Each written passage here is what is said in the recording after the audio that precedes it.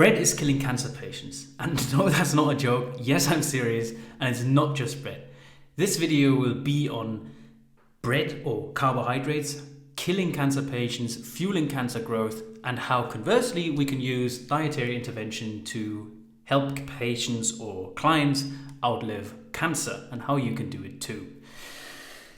My name is Merlin. I'm one of the co-founders of Marchwood, where we help cancer patients such as yourself or perhaps someone you know with outliving cancer.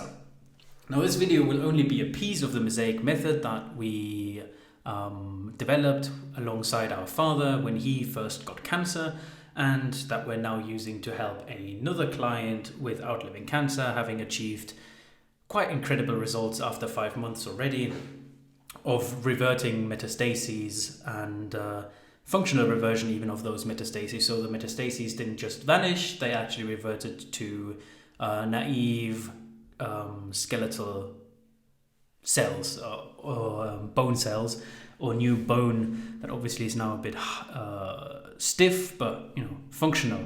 So that's amazing. The mosaic method, the entire mosaic method, you can find in the description below. It's completely free. You just go on our website and you'll get it.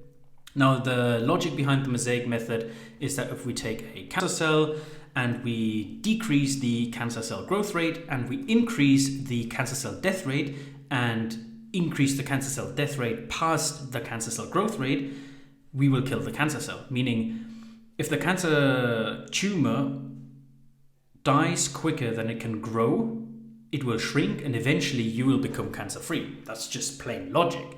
Now, to understand how bread prevents this, or how abstaining from bread can help us in this, we of course need to take a look at a sketch of a cell first and understand that a cell has a cell membrane that encapsulates the cytosol, the mitochondria, and the nucleus itself is segregated from the rest of the cell by the nuclear envelope. It's important to note here that cancer cells differentiate themselves from healthy cells primarily by the fact that their mitochondria are disrupted and dysfunctional. Mitochondria in cancer cells just don't work as well as they should. Now, this at first might not seem of great interest because, okay, a part of a defective cell is defective. How surprising. But it becomes important when we look at mitochondria and their function within cells. And mitochondria, on one hand, have energy metabolism.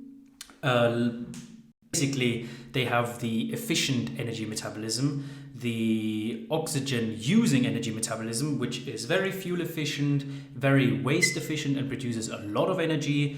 We'll get to why that's important in just a bit. And then we have quality control in mitochondria. And mitochondria are alone within the cell in having this ability of quality control, which is why we'll be looking at quality control. So if you take a healthy cell and you have the nucleus and the mitochondria here, in a healthy cell, these two stand in constant exchange and constant interchange, and the mitochondria monitor the nucleus and the rest of the cell and thus maintain cell health. And if worst comes to worst and they cannot maintain cell health, they will initiate apoptosis. Apoptosis is just a fancy word for cell suicide. Basically, the mitochondria will tell the cell to go into suicide, and the cell, once the mitochondria have decided that that is what the cell should do, cannot defend itself against it. Once the mitochondria say, go die, the cell will just commit suicide, and that's that. Now, in cancer, this doesn't happen even though the cancer cell is defective because, as I've already mentioned, the mitochondria are dysfunctional, so the mitochondria can't initiate this apoptosis, this cell suicide. And this is where the other part of mitochondrial function, the energy metabolism, comes into play. So we'll look into energy metabolism here. Now, if we look again at the cell with mitochondria and cytosol, the mitochondria have what's called cellular respiration. This is the oxygen-using metabolism or energy metabolism that I mentioned before. This is the efficient energy metabolism that basically completely burns or completely uses up a fuel source, and thereby is very efficient with regards to waste and fuel source. Now the cytosol is capable of doing sugar fermentation, which is by far less efficient than cellular respiration and does not use oxygen. Now there are two fermentable fuels, which is important. In this video we'll go into sugar and consequently blood sugar, which is where cancer cells get sugar as a fermentable fuel.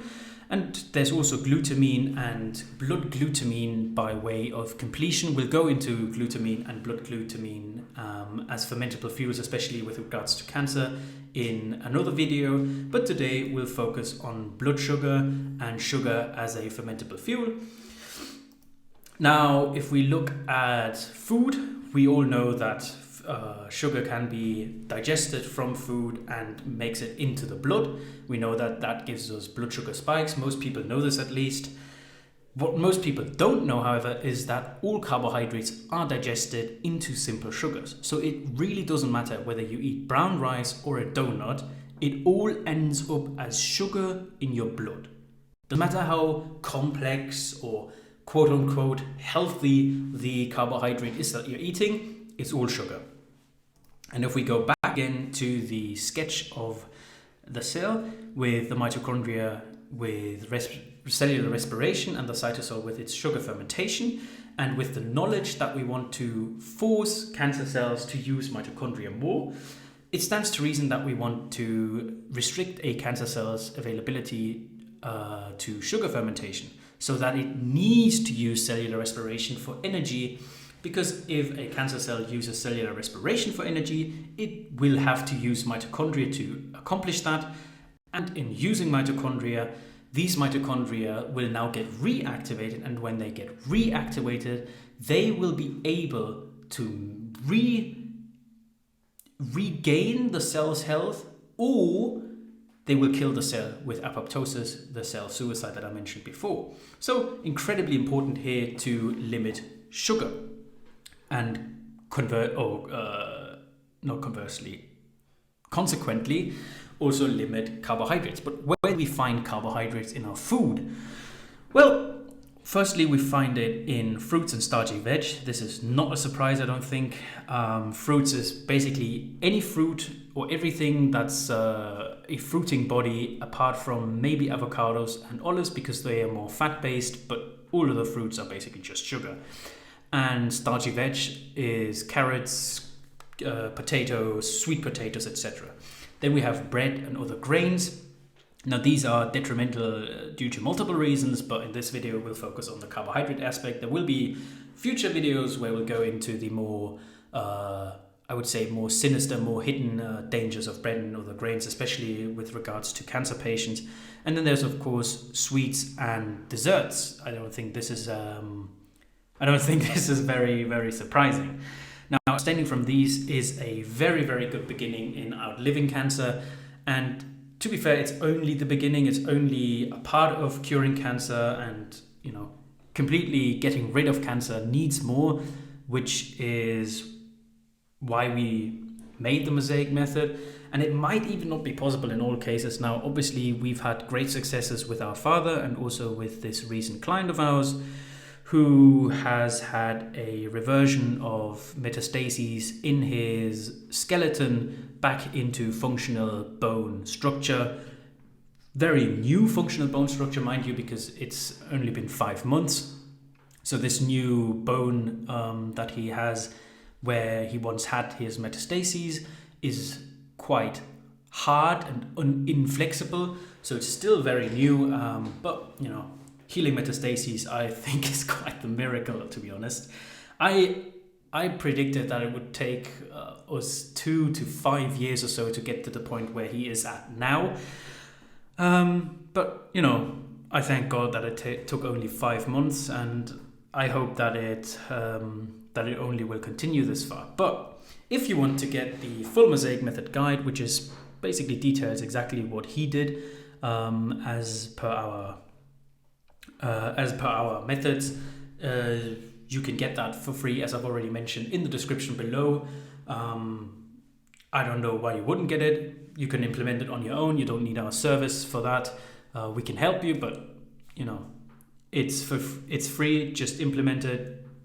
you'll thank yourself. You'll outlive cancer. Hopefully, at least. Promises are difficult to make with this because it's so young. But science is on our side, and it seems also practice works very well. With that, get the Mosaic Method Guide for free. Good health and healing to you. And obviously, I wish you a very long and prosperous life. May you outlive your cancer and even cure it, just as our dad is doing and our client is doing. And with that, best of luck, the best of health. Cheers.